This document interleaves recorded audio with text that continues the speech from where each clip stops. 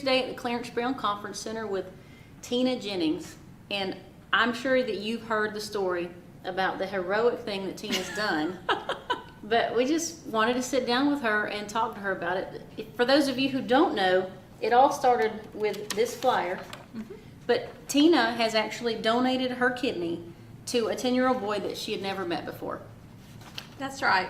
I saw this flyer back in September at my doctor's office, and it talks about a little boy that needs a kidney. His sister had, he and his sister both have the same kidney disease, and his sister got a transplant 3 years ago.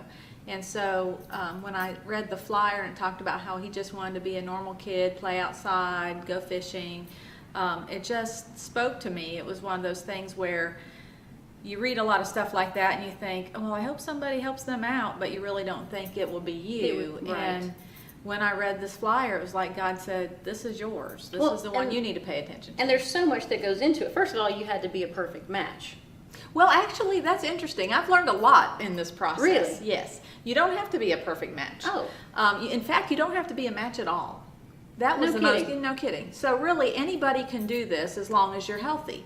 Because with the advancement of the anti-rejection medication, you don't have to match. There's like 6 things that they match, and Bryson and I match 3, which most family members will match 4 to 6.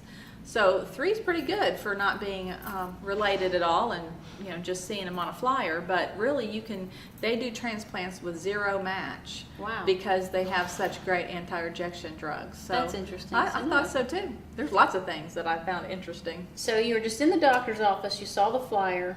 This went through your mind. When did you tell Parnick? Well, the flyer mentions that he's B positive blood type, and so I hadn't given blood in a long, long time, but I checked my wallet, I had my Red Cross card, and I found out I was B positive. And I was still waiting in the waiting area for my allergy shots, and so I just texted Parnick it was about 10 minutes after I saw the flyer, and I just said, would it be okay if I gave a 10-year-old boy one of my kidneys. Through a text? Through a text. So and he was in this big meeting in Atlanta, and about 3 minutes later I get a text back, and it said in all caps, "What?" And I just texted him back and said, "We'll talk about this tonight." This is a joke? Yeah. So, but he knows me, and he knew that it probably wasn't a joke, and we probably would have something to talk about that night. So then we talked about it that night, and he said, "Have you prayed about this?" And I said, "Well, no, I just saw the flyer today." And we walked in the door, and he's like, "Tell me about the kidney." That was the first thing. And he said, "Well, you pray about it when you know that this is what God wants you to do, then we'll talk about it, but there's no point in wasting this conversation." Because he can't argue with God. Right. And so that night I prayed about it, and I just said, Lord, give me a sign if this is what you want me to do. Don't hint. I just feel like this is something that I need to do.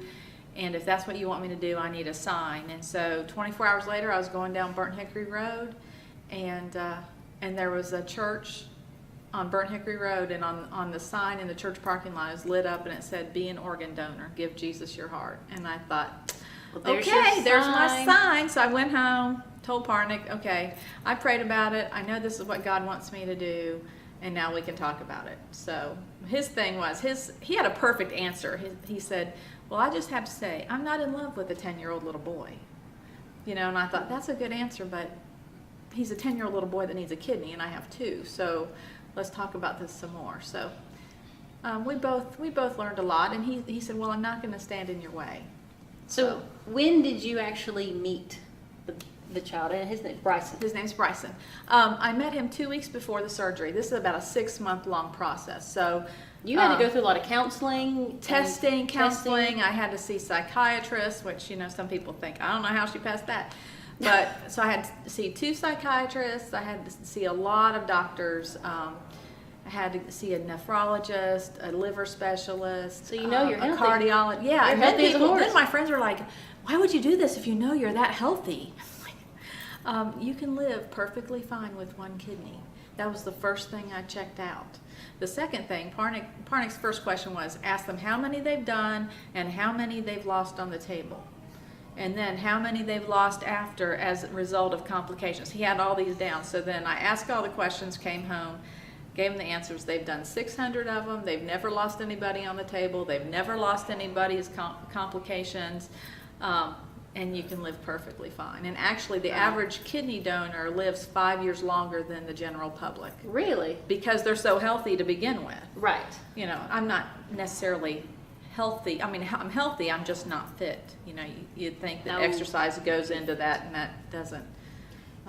So you went in, and the day finally came. It did. For the transplant. Yes. It was Did very you have any exciting. doubts? Did you? No, I had Never. no doubts. In fact, my blood pressure, you know, that the nurses would take my blood pressure and they're like, you know, it's okay to be, we know you're nervous. I'm like, I'm really not nervous. People were calling me the night before, how do you feel? I'm like, I'm trying to pack. I feel fine.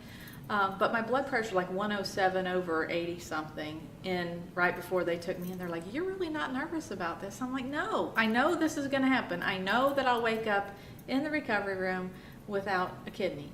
I know it. I knew it a long time ago. You said you knew when you So saw the flyer. Yeah, so let's just do this. And so I woke up and I thought, good, here I am. This is exactly what I expected.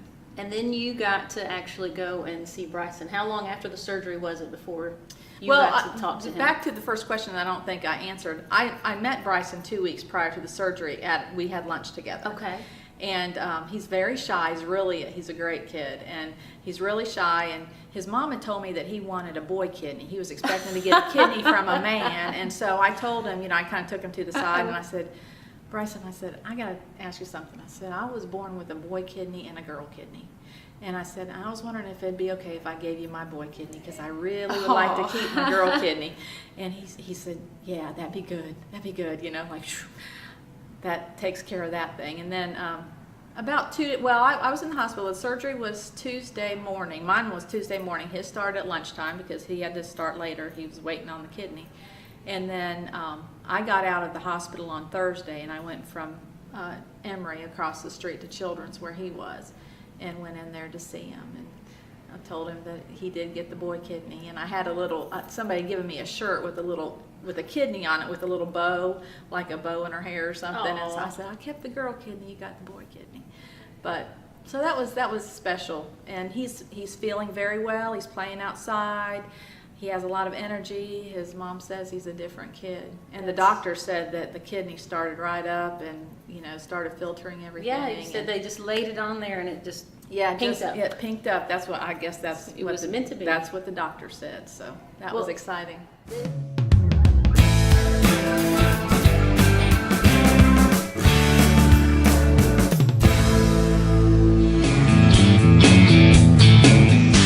Hey Cartersville, this is Amanda at Southeastern Auto Works. We just wanted to remind you to stop by and see us. Here at Southeastern Auto Works, we handle classics, customs, and collisions. We can do paint, body work, mechanical, and we can save deductibles on most insurance claims. You can go to our website at www.southeasternautoworks.com, or you can call us at 770-606-0665.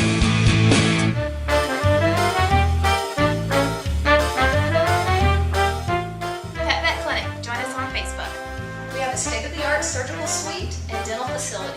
Pet Vet Clinic. Join us on Facebook. We offer in-house blood work where you can get results immediately. We also have digital x-rays. Come on down to Pet Vet Clinic. We're located at the corner of Burn Hickory and Mission Road. Our business hours are Monday through Friday, 8 to 5. We're here Saturdays from 8 to 12. Hope to see you soon. I'm Dale Yarbrough. My wife Kathy and I own the Guardian Pest and Termite Control and Lawn and Ornamental Care. With warm weather right around the corner, there are two important things you need to know about early spring. First thing you need to know is that we are nearly into termite swarm season. So be aware of any flying insects. They may be ants or they may be termites. Termites do billions of dollars of damage annually, and homeowners insurance rarely, if ever, covers the damage. And the second thing you need to know is that this is the perfect time of year to begin a lawn care program and start fighting those stubborn weeds in your yard. April showers don't just bring flowers, they bring up scores of unwanted weeds. So call us today at 770-386-9985 for all your pest and lawn needs. And be sure to check out our Facebook page and our website for special coupons, guardianpestandlawn.com. Thanks to all of our customers for over 20 years of support.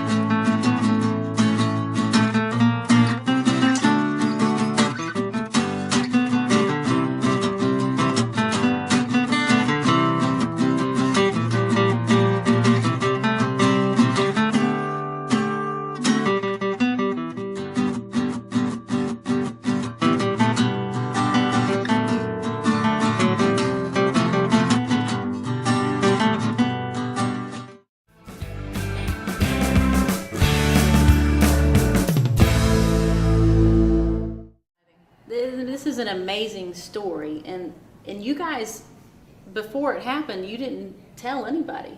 This was No, it was fun to be in that space where I knew it was going to happen. And I knew God had orchestrated it all, and it was fun for me to just live in that and not, because a lot of people are interested in it, and I knew it was an interesting story, but it wasn't about me. It was about helping Bryson, and I was afraid, even though I knew that it was going to happen, I didn't want it to be all about the story and all that stuff. I just wanted to Were you make afraid sure that people would that- try to talk you out of it?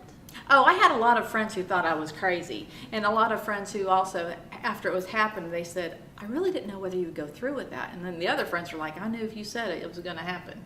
So it was just an interesting time, and then I really didn't expect everybody to be that interested in it afterwards, but I think it's important because it really wasn't nearly as difficult as what people expect it to be. And I didn't realize that you didn't have to be a perfect match. So that's, No. I mean, Yeah, and that's the important part of getting the story out there, is there are a lot of people who need a kidney, and you can live just fine without. you look great. I feel great. I feel like I really didn't have Like, I want to go surgery get a my month kidney ago. now because you look so Go good. ahead, go ahead. I can tell you exactly. You look the better with people- just one kidney.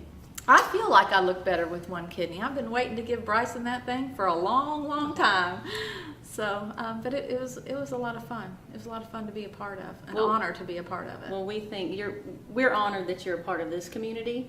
And how are Thank you you. dealing with all the attention now? You know, I really don't like that part of it. I thought I would really like to rather give my kidney and give somebody else the credit for it. Like, I'll give the kidney and say, Deanna Berry gave the Oh, kidney. I'll take it. Yeah, you do it. You do that part of it. But it's just an important story to get out because it really is important for all those people that are on the waiting list. Well, we're proud. We're Thank proud you. to have you part of Thank you. Cartersville. Thank you. And we thank you for coming on Cartersville UNCUT and It's telling my us the pleasure. story. Thank you.